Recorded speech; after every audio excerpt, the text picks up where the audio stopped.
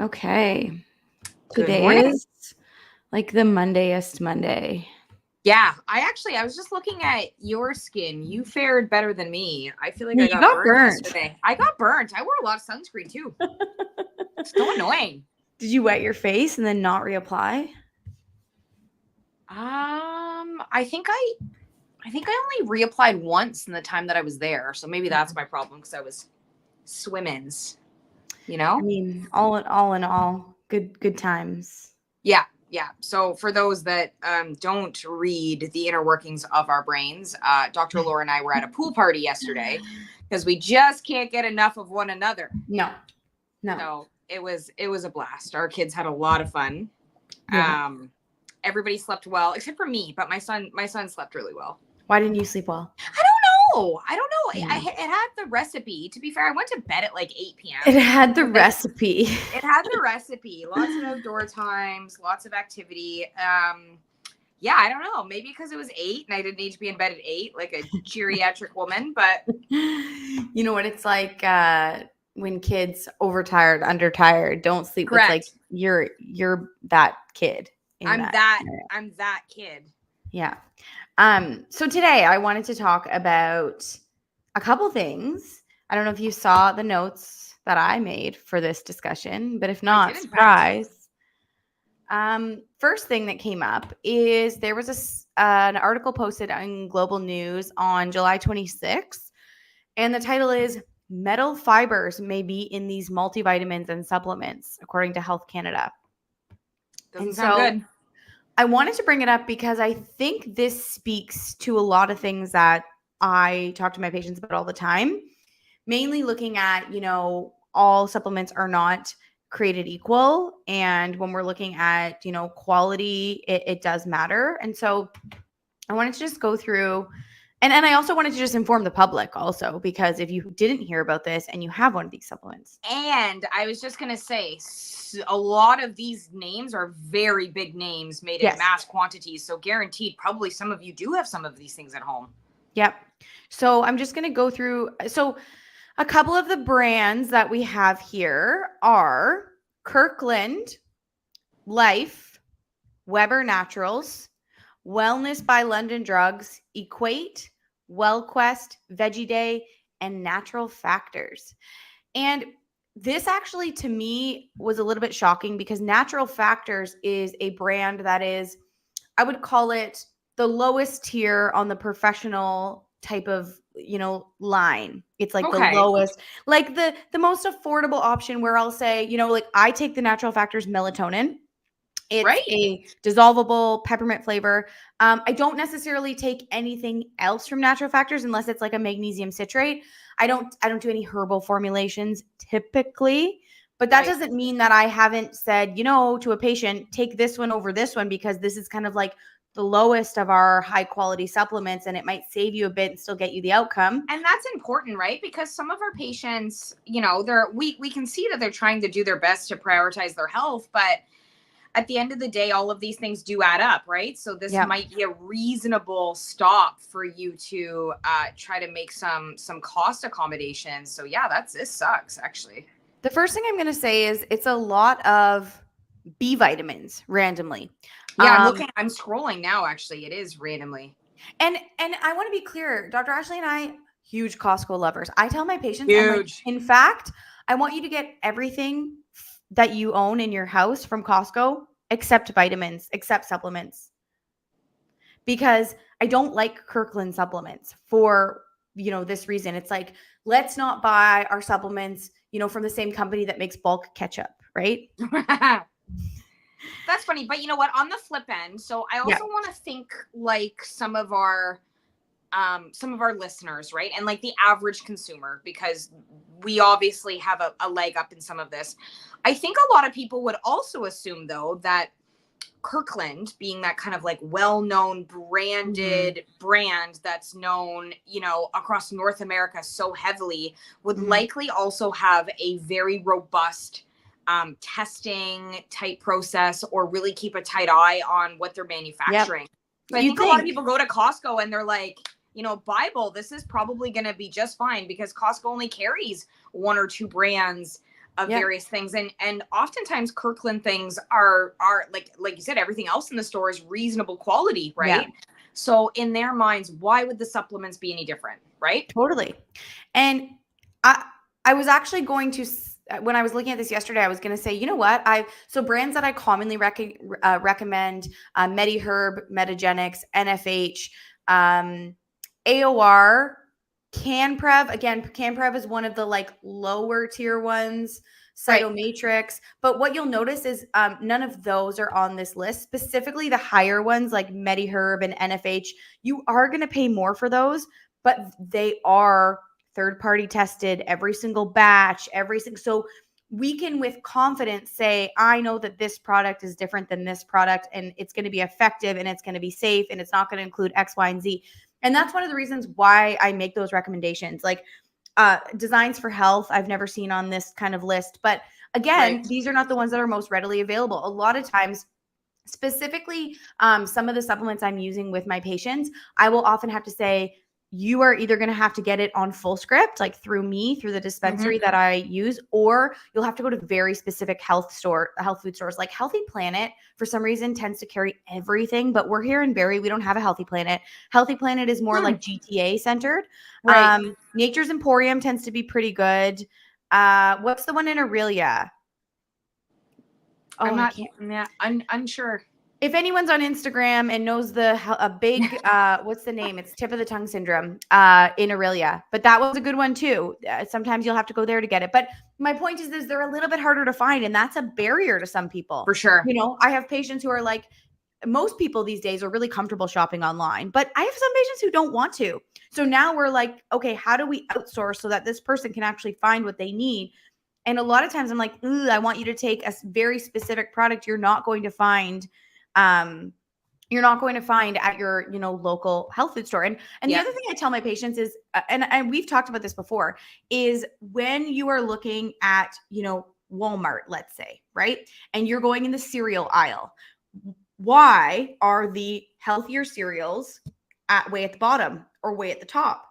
Because companies pay to be at a certain eye level. They pay for that specific shelf space. So these companies are paying to be in Walmart, to like be where you're going to see it. So the Fruit Loops are right there. But, the healthier cereals are going to be way at the bottom because those companies don't necessarily have the capital to pay for those things. Similarly, I tell patients, if you've never heard of NFH or MediHerb, it's because they put all their money into quality and research and testing. Right. Versus and they're not Jameson, paying to be on Shoppers Drug Mart shelf. Right. And I'm going to say I'm actually quite shocked Jameson isn't on this list, but let's go through who is on the list. Yeah. So the ones that were recalled, we have Equate B100 complex, Kirkland B100 complex. We have a Life brand vitamin B100 complex. We have a Life brand women's 50 plus. It looks like a multivitamin. I would say, honestly, wouldn't buy a multivitamin anyways. So throw it out either way. Life Spectrum prenatal vitamin. That's a big deal. That is a big deal. I actually didn't spot that when I looked through the list first. So that's why I kind of took a pause. It's a prenatal by Life. It has been recalled because of metal fibers. So if you are pregnant and you are taking that, please get rid of it or take it back.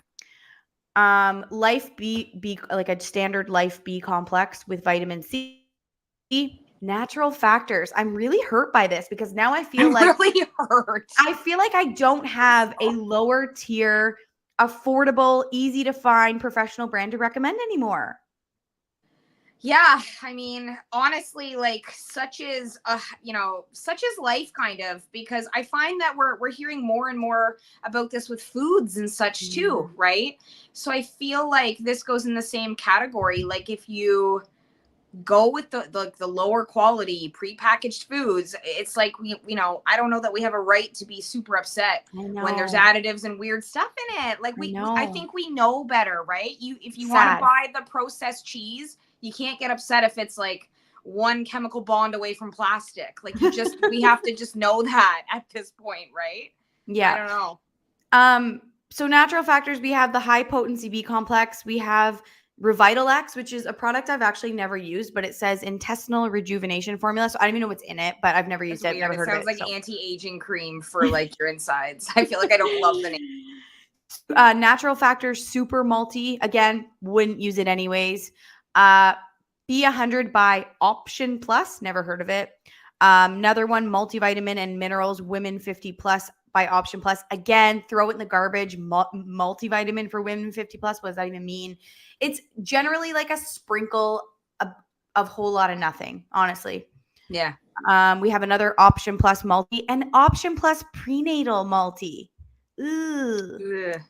Okay, so we have another. There's so many prenatals on this list. Well, I mean, it's been 2 so far, but that's too many. That's too many. Yeah. We have Weber Naturals, which, if you know me, the core Weber Naturals product I recommend is their magnesium citrate powder, mainly because it's easy to find and we're using it like a laxative. But I still don't love that they have items on this list, including a multi, a men's multi, a women's multi, a B50, another, and then the last brand, I guess, we have a PharmaSave brand, again, another vitamin B100, and a wellness brand, which I don't even know what that is. But I'll be honest, I'm actually trying to clock the amount of times I've actually recommended someone a B100 complex.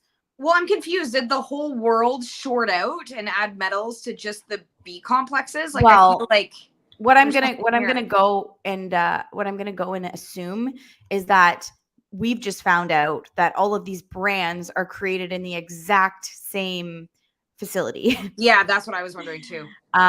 So I think probably something's happened to their sourcing, right? That all of these various companies source the exact same thing. Now we know. So that's kind of disappointing. So I just wanted to make sure everybody was aware of that. If you have supplements that are of any of these brands and they are a B complex, check the recall, because either go get your money back or throw it out. Yeah, agreed. So anyways, on that note, do you take back, like, if you get home and your food is bad, do you take it back? Depends on what it is, and honestly, the dollar value of it. Great question. It's like you heard me yesterday. I was complaining to Andrew because I bought cloves of garlic, and there's like, I don't know, 5 of them in a little thing, and they're all moldy underneath. How disappointing is that? There's nothing worse. Garlic, you know? Do you know I've opened up cottage cheese, like taken off the thing, mold. That's nuts. Nuts. It's especially nuts since I regularly eat cottage cheese that's expired and nothing has happened. So, I mean, that's so crazy. Now, if I saw mold, I would abort mission. And by the way, for the dip yesterday, the cottage cheese was not past its expiry date. Okay, you're welcome. I'm glad to know that. Because we didn't really want diarrhea in the household. We did not want diarrhea at our friend's house. Yeah. So it depends on what it is. I've bought like meats or poultry before, where like I've opened up the chicken and it's like rank, and like you look on the sticker, it's well within its expiry date.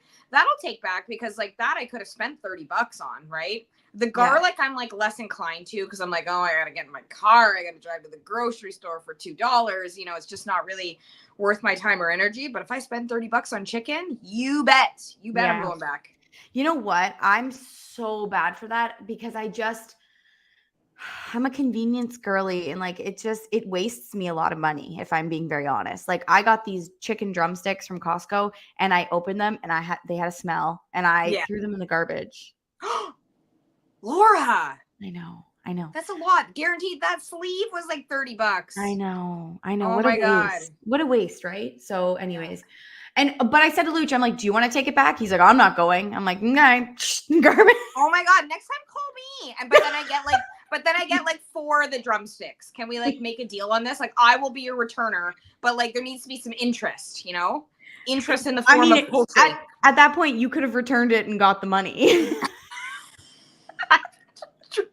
Like, I threw it in the garbage, obviously. Like, no, that's just silly. That's just stupid business decisions on my part. It is. Right? That's honestly, that's not you at your best. No, it's not. Because like, who couldn't use an extra $30? Everybody.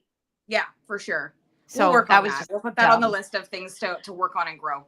So one thing that I'm working on and growing is I am doing Dr. Ashley's exercise class. Yes, it's been so fun so far. 2 times a week. It's been great. And honestly, I feel really great doing it. I'm not saying this to like be an advertiser for Ashley, because I would advertise it anyways, but genuinely, like, it's been so good to like be held accountable. And then also the days between that our exercise, I've been doing other forms of exercise. So, the day after I might do a yoga at home. Which I think Like, is perfect. yeah, for stretching out and just because I'm 100%. feeling tight, right? But because it's Tuesday, Thursday, there's like days between the Thursday and the next Tuesday. So those days I'll do more of a strength because I've had enough of a gap. Yep. So it's been nice. But I came across an article yesterday from July 24th. And the article is called "Does Your Body's Composition Affect Your Risk of Dementia or Parkinson's?" I wanted to talk about this because I think a lot of the times as women, we strength train because we want to lose weight. We want to look Right. better. It's the aesthetics. And so I came across this and I thought, what a great topic to talk about because Yep. not a lot of people, as we age, a big thing that patients come to me about is brain fog. I'm worried about dementia. I have a family history of this, that, and the other. I want to prevent it as much as possible. Right. And so this study looked at people with high levels of body fat stored in their belly or arms, and they found that those people were more likely to develop diseases like Alzheimer's and Parkinson's versus people with lower levels of fat in these areas. Do you find And the arms surprising? I was a little bit surprised by the arms. Yeah. But belly for sure. the study also found that people with a high level of muscle strength were less likely to develop these diseases than people with low muscle strength. So maybe it's that people with lower muscle strength are more likely to have like fat on their arms. Correct. Yeah, we're not going to necessarily know the causation from this type of study, but you know what I think is interesting to note? So again, we've talked about studies and what you need to think about when you read different studies, right? So this is not one of those studies where we have like cause and effect where we're giving people different interventions and looking at the immediate outcome, right? Mm-hmm. Where we have people blinded and things of that nature. But what I do think is impressive in this, and this kind of takes me aback, is this study involved 412,000 people, okay? And studied them over about a decade. Yeah. That is a long time to collect data. And then basically what they did is they took some measurements at the beginning of the study. So their body composition, such as like their waist and hip measurements, grip strength, bone density, and then fat and lean mass. So they're really taking I think a pretty comprehensive look of people's body composition. And a lot of them, that's a lot of people. And naturally, we would expect a certain subset of the population to, in fact, go ahead to develop different neurodegenerative diseases. And they're mainly looking at Alzheimer's and other forms of dementia and Parkinson's disease. Mm-hmm. So, and as you may have guessed, as we went through, we did find that those with that particular body composition did seem to be notably more susceptible. More common in males, actually, which is interesting. But yeah, I always, although it's not the type of study where you can say, X causes Y, I do think there's strength in numbers. And this is a very large study over quite a period of time. Well, and also, this is not the first study to look at dementia specifically as type 3 diabetes and having a slab of muscle being the most protective factor. Yeah. In fact, you know what's crazy? I was thinking about this. I read over this study briefly before coming on here today. And I was like, man, I wish I had all my undergrad notes from Mac because I am actually positive we talked about that way back then. And for reference, we're talking like circa 2007. Yeah. So like this, of course, I'm not surprised to read this, but it's, we have known that more adipose tissue in the abdomen region is metabolically more disruptive than other regions, right? So I'm not surprised that that we are continuing to find this with other things. But yeah, the amount of people that went on to go have neurodegenerative disorders is crazy. And particularly from most, from my perspective, almost all of this is preventable, right? Yeah. With small interventions. Yeah. And they did adjust for other factors that could affect the rate of the disease, such as high blood pressure, smoking, drinking status, and diabetes. So keep that in mind. We kind of we looked at those things in addition to that, and we still found there to be that pretty strong relationship.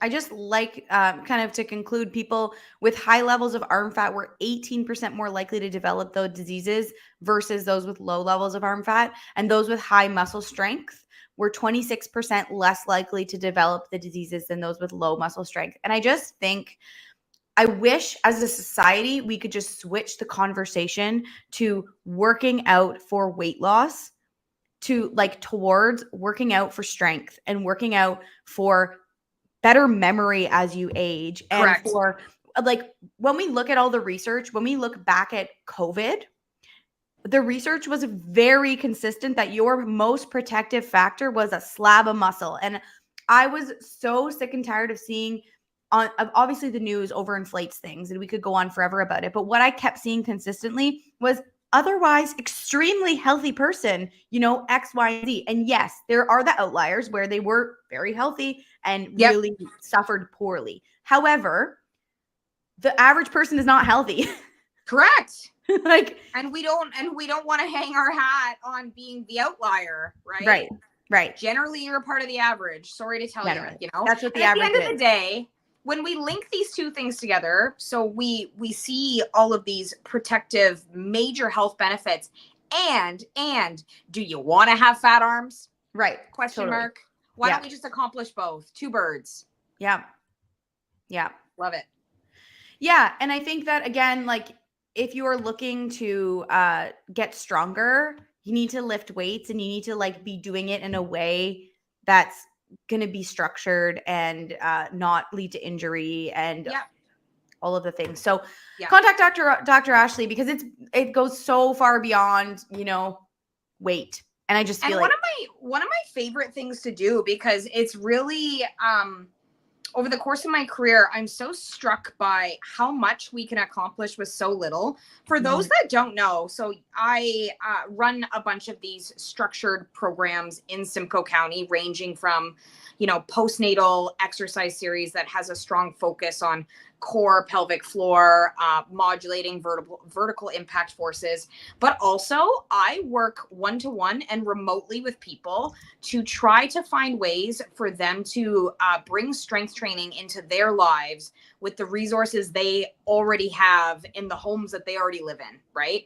So I know a lot of people find it daunting to be like, oh my gosh, I have to figure out a gym membership, or I have to join this, that, or the other. But like, you don't though. Do you know how many times I program strength training programs with people that have steps in their house, body weight, and like a glute band that you can buy from the dollar store, by the way. And we can create a really challenging workout with very limited materials. And I know other people that are actually really great at programming in this capacity as well. So you don't need to build it up to be this giant expensive thing in your head either. Yeah, totally. I was just adding the link to push programs on Deneen's website, just because I think it's just easier to find there. Is there another link I should be adding? I just put it on Instagram. Oh, perfect. Thank you. Because it's all listed on Deneen's website. Yeah, that'll send them to the right spots. Yeah. Cool. So I just put that on Instagram. If you're interested in that, you can just click on it. I'm quite I don't know if you can, but you can put it in your internet box. You can also just reach out to us. We're happy to chat. You can also just send us a message. Okay. Moving on. There was a study I thought was interesting because the title is, could wearable devices adversely affect health? And as you all know, I have a wearable device that is so ingrained on my body that I cannot take it off. Because you want to see? Look at my tan line. Oh, love it. I have a pretty solid tan line too, actually. So I can't take it off. So I was like, oh, is it adversely impacting my health? I need to know. So I read this study. And you want to know why it's being dangerous or harmful. And I want to get your opinion on this. Is this going to make me annoyed? This is the one study I'm not going to lie. I haven't had the chance to read, but I feel like this one's going to annoy me. But go on. Okay. A new study in the Journal of American Heart Association, led by so-and-so, is the first to show that wearable devices such as smartwatches can significantly amplify anxiety and increase healthcare use in patients with AFib. The study included 172 patients with a prior diagnosis of AFib, so atrial fibrillation, for anyone who's wondering, who completed a survey and had their information linked to electronic health records. About half of the study sample had a wearable device, and their data was compared to individuals without a wearable device. The team found that patients with AFib who use wearables were more likely to be preoccupied with their heart symptoms and report concerns about their AFib treatment and use healthcare resources compared to patients without these devices. And this is terrible. See, this is where I have a problem. I'm like, what? Okay, yes. Is it that the people that didn't have the devices were actually having heart issues that they didn't know about? Right. I was like thinking this. I was like, okay, so we're upset with those that just want to make sure their ticker's okay. Yeah. Like we're annoyed by this population. 1 in 5. Yeah. Like, how dare they use how dare they care and have follow-up questions and want good health care? And you know, those good ones that just had no idea and may just have undiagnosed AFib for whatever reason. We're fine with this. Just like, shh. This is crazy. So, okay. Also, 1 in 5 AFib patients who used wearables in this study experienced intense fear and anxiety in response to irregular rhythm notifications from their device. Oh, yeah, I mean I would too. Anxiety. Yeah, I would too. That would give me anxiety. And then, and a similar proportion, 20%, routinely contacted their doctors when ECG results were abnormal. Oh, how disgusting. This is the funniest thing I've read in a long time. So it's literally saying, don't wear your watch because we don't want you to know when you have a problem, because then you're going to call us. We don't want to do that. Don't you dare use healthcare resources if you have an irregular heartbeat. I'm glad we interpret this the same way, because this is crazy.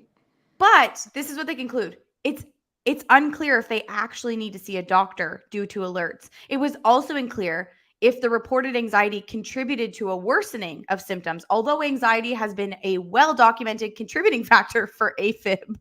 But I think a valid question in all of this, which they're really conveniently not talking about, is what is the accuracy of these smartwatches? That's what I was wondering. Right. Yeah. So if it is accurately reporting, haywire ECG results, good job, watch. Right.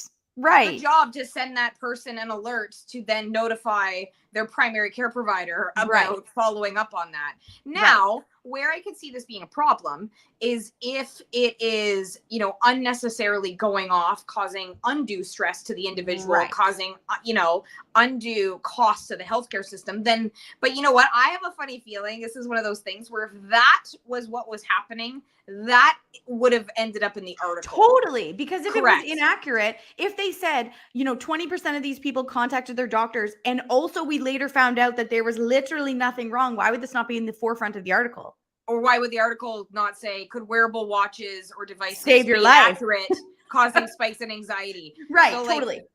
Now, something we were talking about, I was talking about with some colleagues at work the other week, and what they had said, and now this is not in the study at all either, but that they found personally that wearing their devices, they found was making them somewhat obsessive about various health behaviors. Most notably, we were talking about sleep.